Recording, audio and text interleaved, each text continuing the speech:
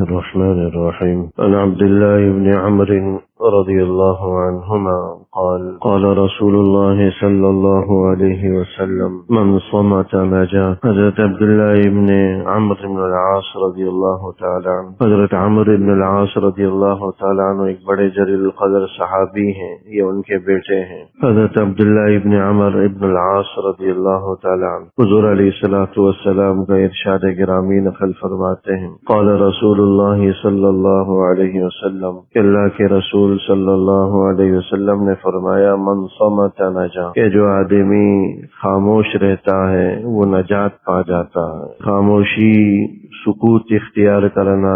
کم گفتگو کرنا، کثرت گفتگو سے اجتناب کرنا، گریز کرنا، یہ آدمی کو نجات دیتی ہے بڑی بلاؤں سے، بڑی آفتوں سے، زبان کی لغزشوں سے، زبان کی غلطیوں سے، زبان کے نشتروں سے۔ اردو کے اندر یہ محاورہ بولا جاتا ہے کہ خاموشی ہزار بلا ٹال دیتی ہے۔ یہ حدیث مبارک در حقیقت یہی بات ہمیں بتلا رہی ہوتی کہ انسان کا خاموش رہنا، صرف ضرورت کے وقت گفتگو کرنا، بے مقصد لا یعنی اور فضول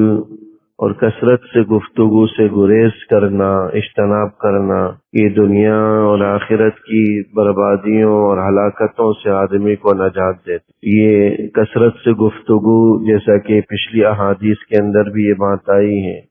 یہ کثرت سے گفتگو کرنے والا شخص منافق ہوتا ہے۔ بس اوقات زبان سے کوئی ایسا جملہ نکل آتا ہے جو اللہ کی ناراضگی کا سبب بنتا، آدمی کو اس کا احساس بھی نہیں ہو پاتا کہ میں نے کتنا سخت اور خطرناک جملہ کہہ دیا۔ بعض روایات کے اندر پڑھا بھی آپ حضرات نے کہ آدمی ایک گفتگو کرتا ہے، اس کی قدر و منزلت کا اسے اندازہ نہیں ہوتا، لیکن اس گفتگو سے اللہ کی رضا اور خوشنودی مل جاتی ہے۔ اور کبھی آدمی کوئی ایسا کلمہ شر، برا کلمہ منہ سے نکالتا ہے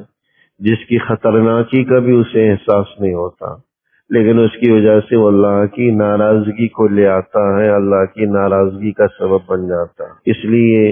فرمایا کہ من صمت نجا، کہ جو خاموش رہتا ہے، سکوت اختیار کرتا ہے، وہ ایسی بلاؤں سے، ایسی آفتوں سے، اللہ کی ناراضگی سے اور زبان کی لغزشوں اور زبان کی غلطیوں سے وہ آدمی نجات پا جاتا ہے۔ کیونکہ کثرت کے ساتھ جہنم کا ذریعہ بننے والی جو چیز ہے وہ آدمی کی زبان۔ حدیث میں فرمایا کہ دو چیزیں ایسی ہیں جس کی وجہ سے بکثرت آدمی جہنم میں جائیں گے، ایک آدمی کے دو جبڑوں کے درمیان کی چیز یعنی زبان، اور دوسری دو ٹانگوں کے درمیان کی چیز یعنی انسان کے پوشیدہ اعضاء شرمگاہ۔ اور یہ حضور کی طرف سے ضمانت گارنٹی ہے، جو ان دونوں کی حفاظت کر لے میں اس کے لیے جنت کی ضمانت دیتا ہوں، جنت کی گارنٹی دیتا ہوں۔ اس لیے یہاں پر بھی فرمایا کہ من صمت نجا، جو سکوت اختیار کرتا ہے، خاموشی اختیار کرتا ہے، اس میں نجات ہے، وہ بڑی بلاؤں سے نجات پا جاتا ہے۔ آج کل لوگ بچے کا تیز تیز گفتگو کرنا اور باتوں میں اس کا تیز ترار ہونے کو بچے کا ہنر یا بچے کا جو ہے نا خاص وصف سمجھا جاتا ہے۔ بڑوں کے اندر بھی یہی ہے، جو چپ چپ رہتا ہو، خاموش رہتا ہو تو بولتے ہیں کہ بھائی شاید یہ شرما رہا ہے یا گنگا بن رہا ہے، اس کو تو کچھ بولنا ہی نہیں آتا۔ کم گفتگو کرنا عیب سمجھا جاتا ہے، اور کثرت سے گفتگو کو آرٹ سمجھتے ہیں اور ہنر سمجھتے ہیں، فن سمجھتے ہیں کہ بھائی یہ تو بڑا تیز آدمی ہے، بڑا ترار آدمی ہے۔ حدیث مبارک اس کے برخلاف ہمیں بتلا رہی ہے۔ کثرت سے گفتگو کرنے والا تو منافق ہوتا ہے۔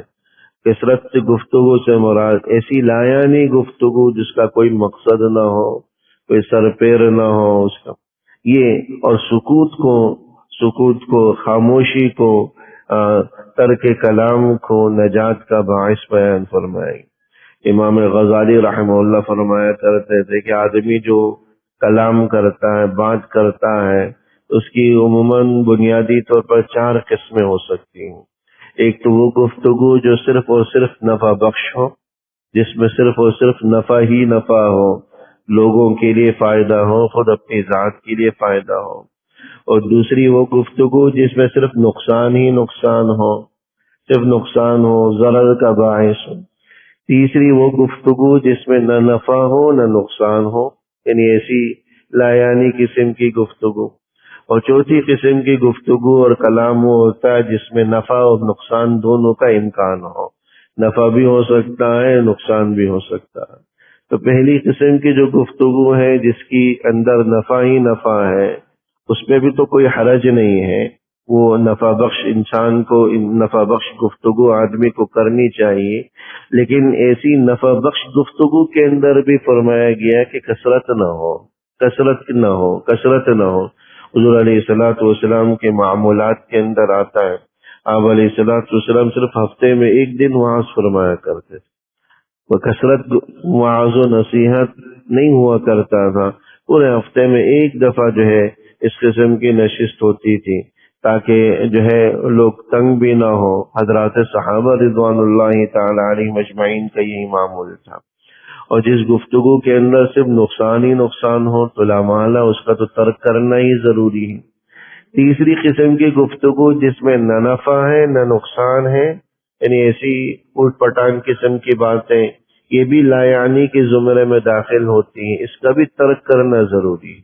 اور چوتھی قسم کی گفتگو جس میں نفع کا بھی امکان ہے، نقصان کا بھی امکان ہے، علماء نے فرمایا کہ اس کو بھی ترک کرنا ضروری ہے، کیونکہ جس کے اندر نفع بھی ہو نقصان بھی ہو تو نفع کے بجائے نقصان سے بچنا زیادہ اہم ہوتا ہے، نقصان سے بچنا زیادہ اہم ہوتا ہے، بھلے انسان کو کچھ نفع نہ ہو لیکن نقصان سے بچ جائے تو یہ زیادہ اہمیت کا حامل ہے۔ اس لیے جس گفتگو کے اندر نفع کا بھی امکان، نقصان کا بھی امکان،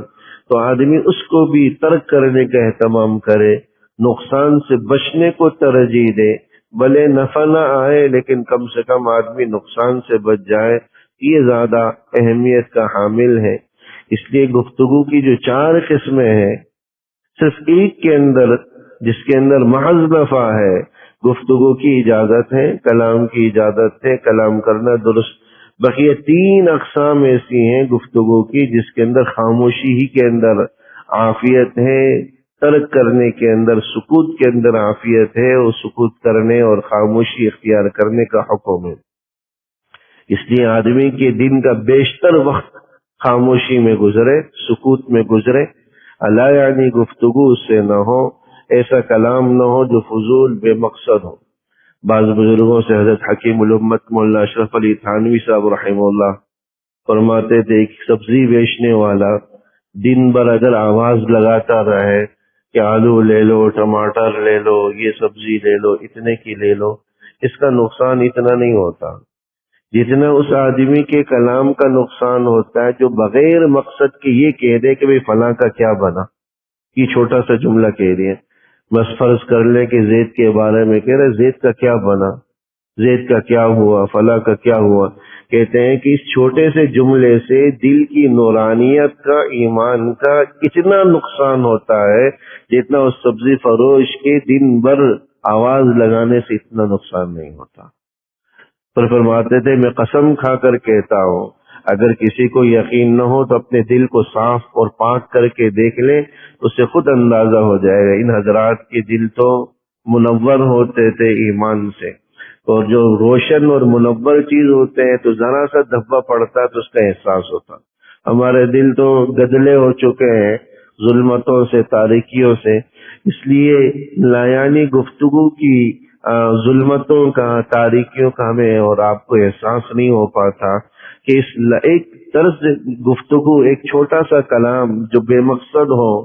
دل پر اس کا کتنا نقصان ہوتا ہے۔ ہم اور آپ کو اس لیے اندازہ نہیں ہوتا کہ ہمارا دل پہلے سے ہی گناہوں سے آلودہ اور سیاہ پڑ چکا ہے۔ جن حضرات کے قلوب اور دل منور روشن ہوتے ہیں وہ فرماتے ہیں کہ چھوٹا سا کلمہ بھی انسان کی دل کی نورانیت کو تباہ کر کے رکھ دیتا۔ اس لیے انسان یا تو ذکر و اذکار میں مشغول رہے یا کم سے کم خاموشی ہی کو اختیار کر لے، اس میں عافیت ہے۔ بے جا لایانی گفتگو جو آج ہماری مجلسوں اور بیٹھکوں کا جو ہے وہ بن چکی، زینت بن چکی ہے، سیاسی